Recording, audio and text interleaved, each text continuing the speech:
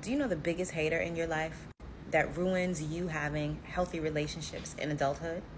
It's your childhood trauma. Childhood trauma is the biggest hater of healthy adult relationships. No matter how old you are, if you don't address the trauma that you experienced in childhood, you will forever be plagued with relationship problems and relationship failures. And here's why.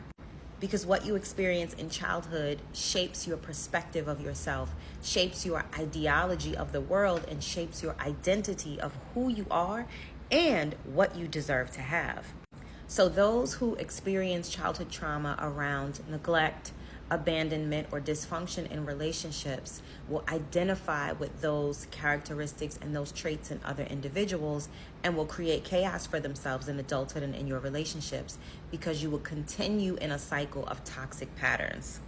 And no amount of accomplishments, no amount of achievements, no amount of career success, or no amount of money will change the results that you are experiencing in your adult relationships until you address your childhood trauma. If you want to be in a healthy adult relationship, addressing your childhood trauma is the single most important thing that you can do right now at this very moment. Begin to think about some of the things that you experience in childhood. Think about your relationship dynamics with your parents. Think about the relationship dynamics that they shared with one another. And then try to pinpoint where those things may still be showing up in your adult relationship space, right?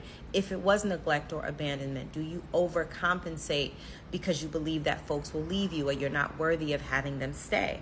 If you were physically, emotionally, or even sexually abused, then you may attract people into your life who are predatory, who want to take advantage of you, who are abusers in one way or another. If you were taught that you don't have a right to speak up, that your needs and wants weren't important in your household growing up, you will be in relationships with people who shut you up, shut you down, and don't allow you to express yourself freely.